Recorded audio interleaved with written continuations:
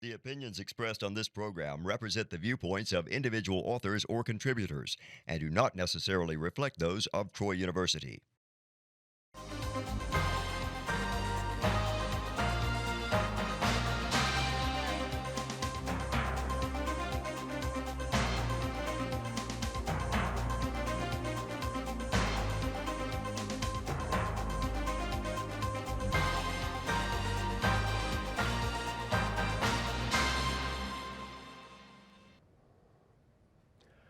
Welcome to International Insights. I am G. Doug Davis, and with me is Michael Slobodchikoff.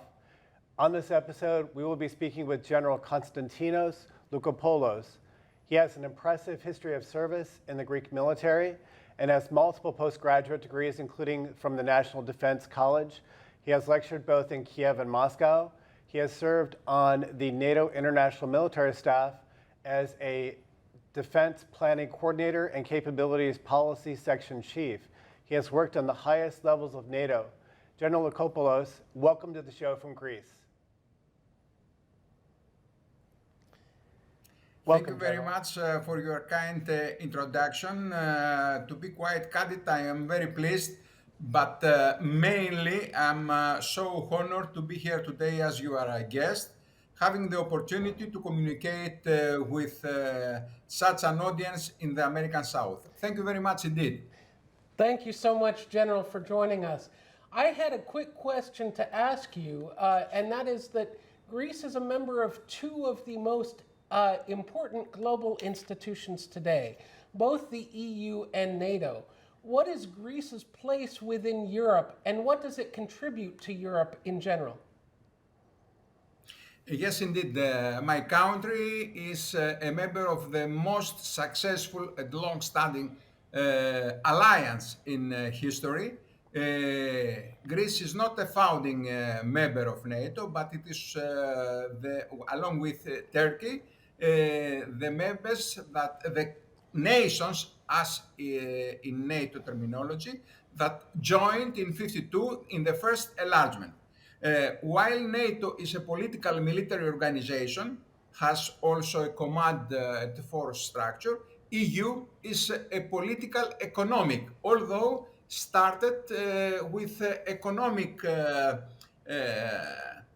background union, with some elements of, we can say, military muscles. But NATO, as we see, both institutions have contributed a lot in the so-called Euro-Atlantic security architecture. We are very proud that also Greece has contributed to this architecture, and without any exaggeration, gives us, both membership give us a very strong geopolitical advantage to contribute to the international security. That's why we can say that Greece is at the spot of what is happening in, at least in the North Atlantic area at any time. Thank you. Excellent. General, in the coming decades, Greece will face some unprecedented demographic issues. In the 2030s, both Germany and Greece are predicted to have more retirees than laborers. How do you think this will affect Greece's social welfare state and its long-term security? Thank you very much for this question, because it seems that on the other side of the Atlantic, people are more interested in Greece demographics than the Greek politicians.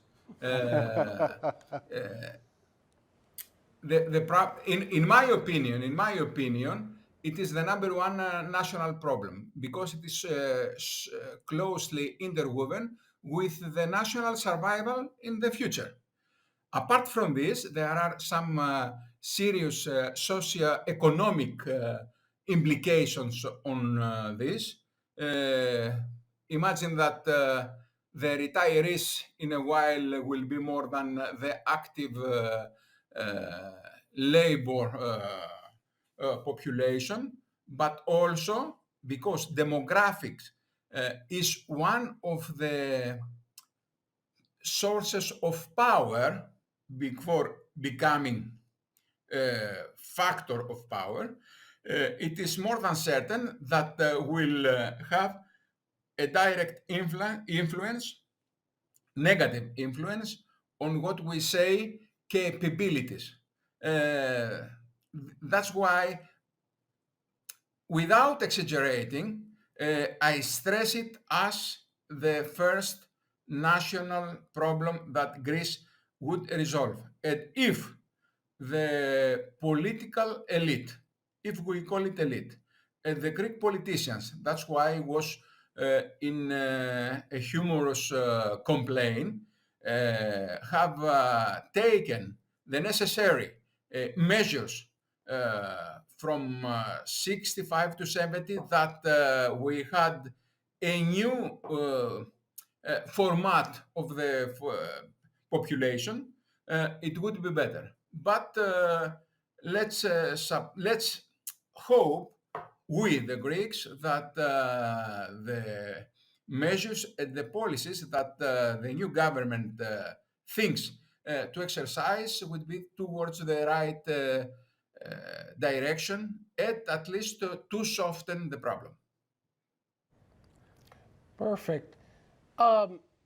General, I want to change tracks a little bit and to talk about the first major conflict in Europe since World War II, specifically the war in Ukraine.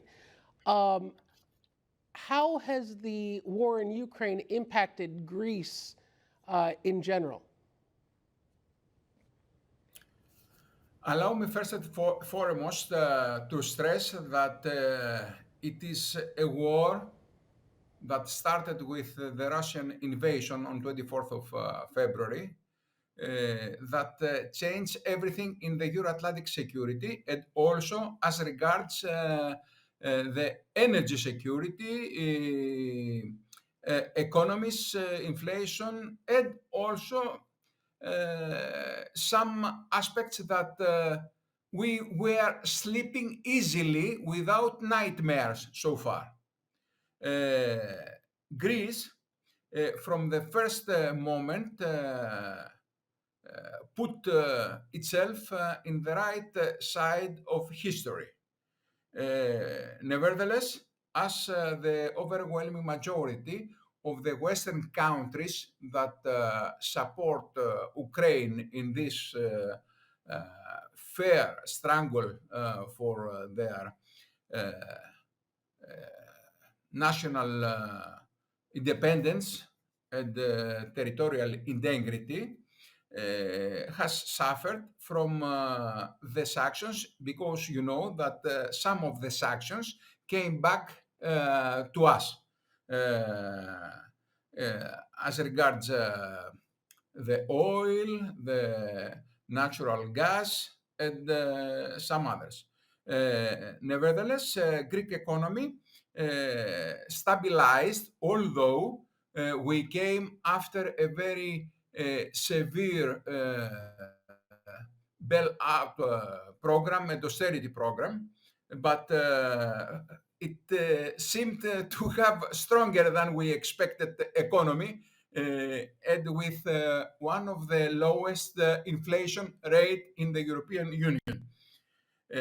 What we have now, it is that the Greek people, we have to admit quite honestly, has also a big portion, I can say, that is pro-Russian. This is coming from the Orthodox Church and from the cultural ties that we had with the Russians throughout the centuries. But government and Greece, because it is a status quo country, and because it is one of the most supporters, because we have also some security concerns with a neighboring country of ours. We have condemned from the very beginning this invasion, and especially I can say that although we were ready to discuss some of the security concerns of the Russian Federation up to 23rd of February 2022, from the dawn of 24th of February of 2022, we stopped any discussion on this.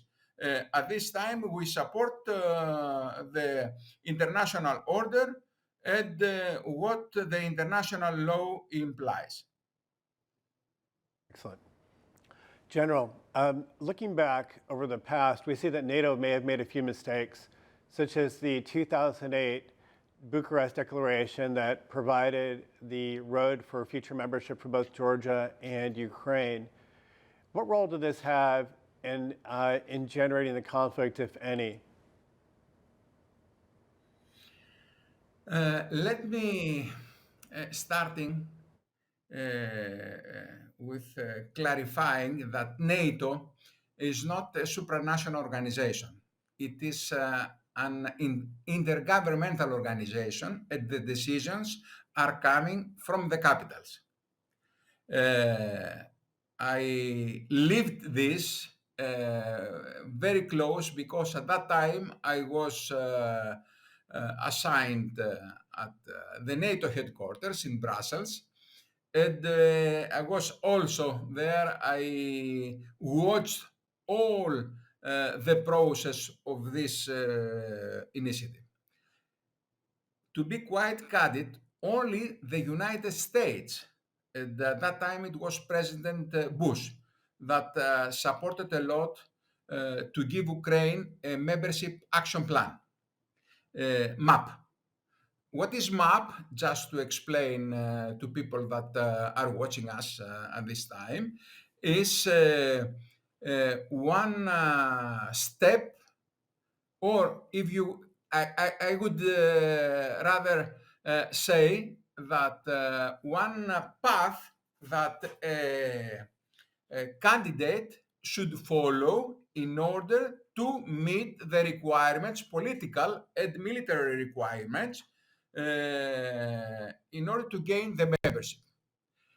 Although at that time it was not a matter of a membership, it was a signal that Ukraine would start to pave this way. I have to clarify this. It was not a matter of membership. But that's why I started with stressing that NATO is not a supranational organization. It is an intergovernmental. The decisions in NATO are coming from the capitals, but based on consensus. Consensus, in very simple words, means that everyone should agree, or at least not to disagree. And at that time, and also just before a week, we were not able to build consensus.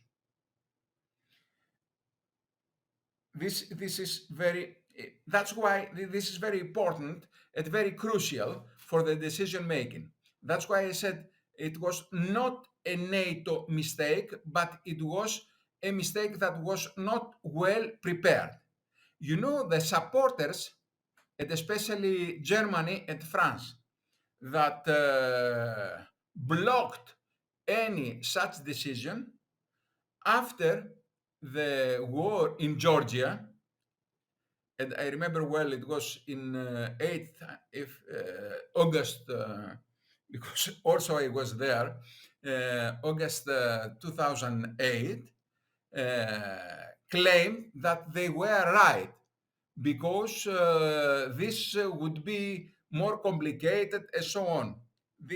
Does not mean that I adopt this approach, but I feel obliged for covering all the dimensions of this theme to be mentioned. This what we have, but from that point and onwards, and especially after the Crimea's accession, guess they when the Crimea's after the Crimea in 2014 was annexed to Russia, by the way, without a bullet and without having one life loss. It was just one. If you remember, that suffered from heart attack when was going to the parliament, the local parliament. But after this, instead of NATO to wake up, this is we have to admit some ugly and inconvenient truths. To start changing, all the measures were taken, all the activities that the alliance proceeded was too little, and every time too late. This I'm not afraid to express it. We had very big mouth words against Russia and of the NATO unity, but substantially we didn't have something that could create credible deterrence for Russia. And in a few words, deterrence means that the cost for any aggressor would be enough bigger, if not equal, to any benefit that is aiming to have. Very simple. And even in 2019, 2020, when started the deployment of the military forces and the military built up in the surrounding from Ukraine area, at that time, NATO and the European Union, because European Union, as I mentioned before, is a political economic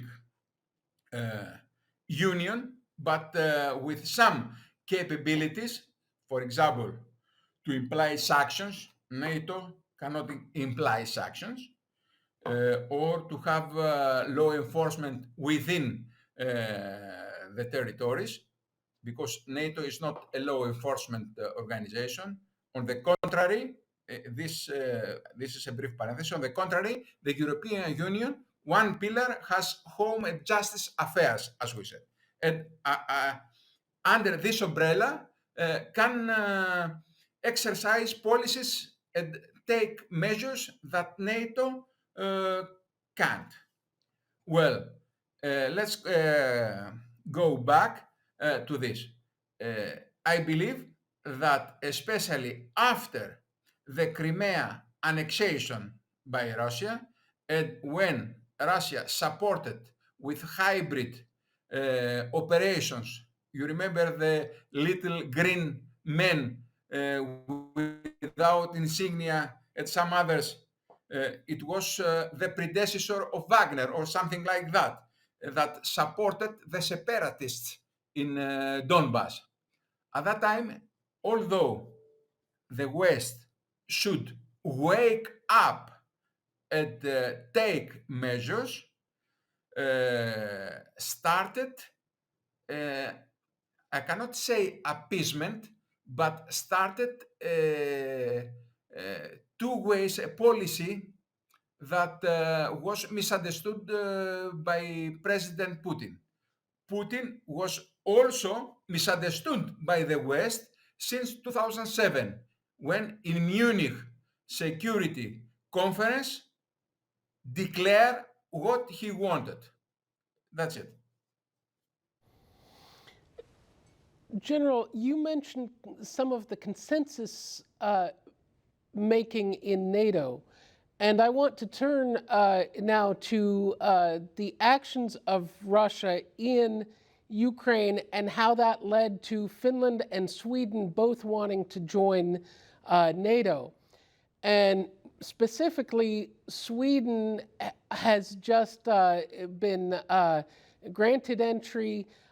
What role did Turkey play in initially blocking NATO, Sweden's accession into NATO? And why were the European leaders afraid to confront Ankara? It's very not exactly complicated, but it is a question that the answer should be multifaceted. Why I'm telling that? Why I have not, I don't have any hesitation to reply to this question. It could be better, of course, to have also some Turkish colleagues here or to discuss. But from the very beginning, which means that from the moment that Finland and Sweden submitted and applied for membership, Turkey started to have some blackmails concerning two main topics. One was from Finland and Sweden to lift the embargo that both countries applied due to the invasion of Turkey to Syria and striking the YPG and the Kurdish fighters that helped the coalition, because we have to say that, helped the coalition to defeat ISIS. And people should know that Ankara tried to persuade to lift the embargo. It was a sensitive technology concerning UAVs and rocket industry, rocket technology.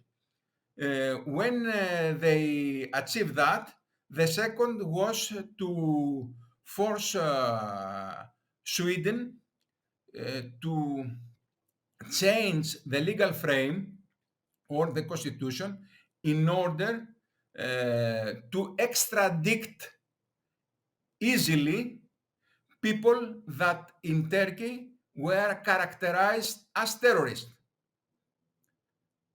At this point, I have to say, or I have to repeat what my friends Turks claim, that very easily Erdogan characterizes any dissident as terrorist. This means that the big Kurdish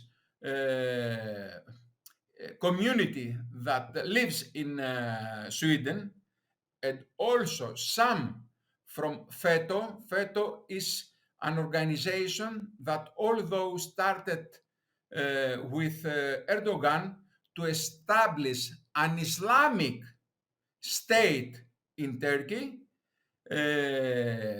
Gülen is a cleric that lives, if I am right, in Pennsylvania, and the United States has given him a sanctuary in America.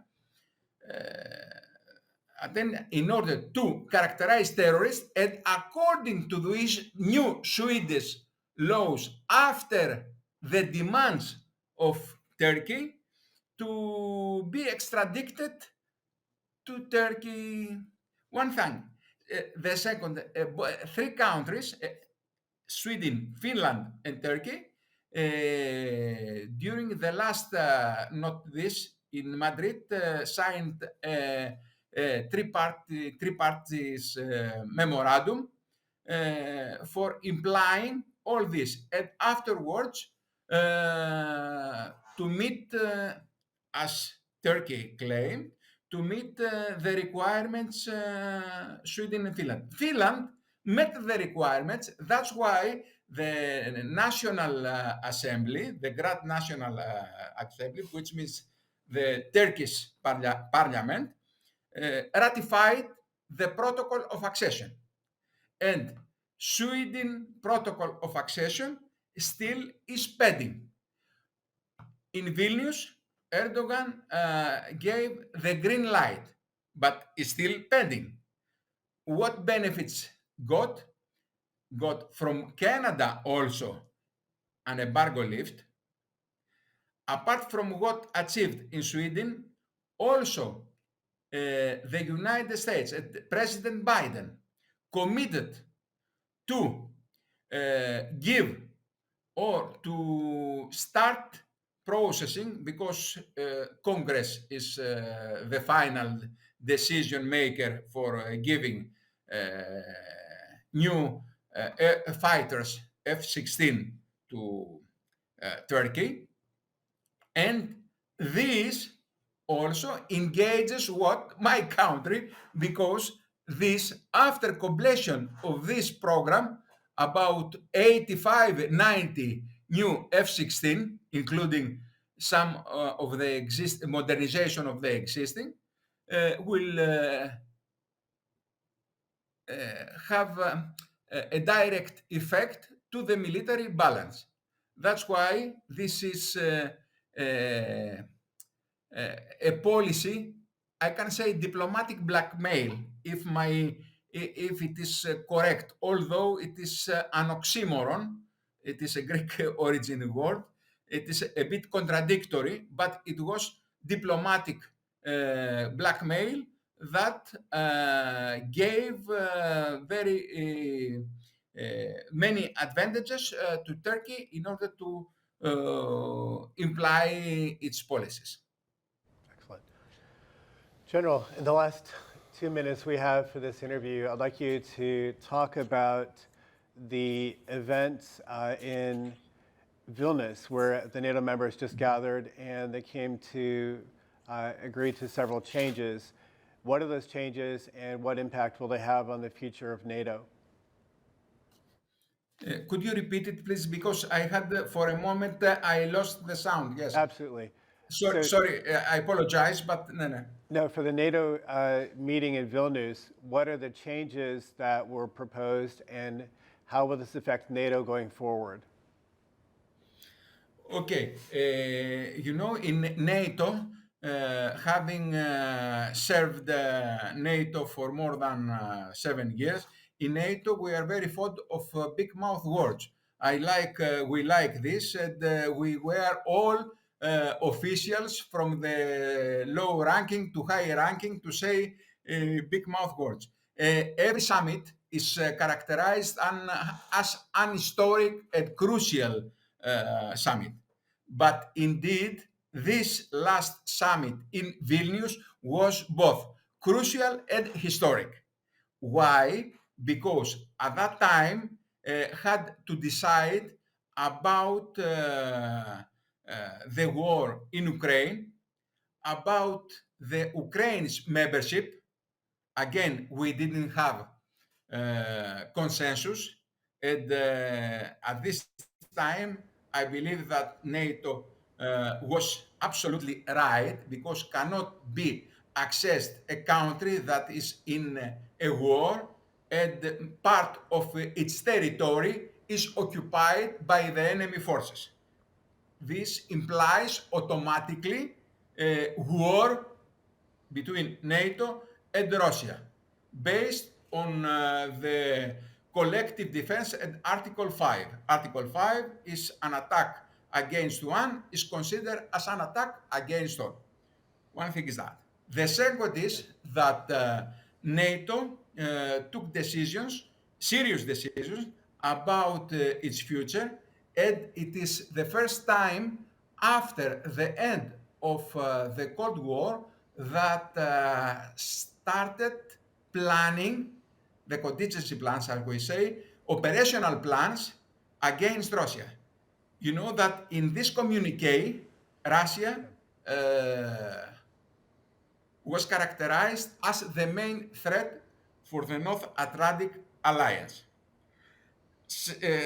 One more thing is that started apart from the deterrence and the defense plans,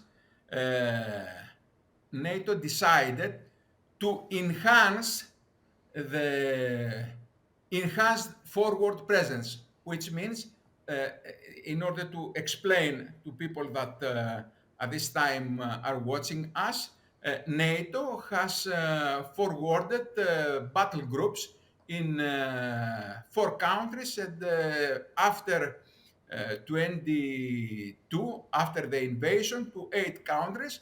And these forces, it was decided to be reinforced and to go there.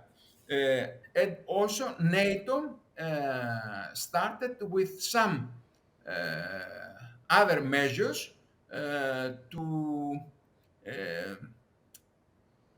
support substantially Ukraine in the war. Last but not least, there were 2 or 3 specific references as regard China. This was also an America's demand to engage more and more NATO in the strategic competition or in the strategic antagonism. Antagonism is, again, a Greek word, an origin, Greek origin,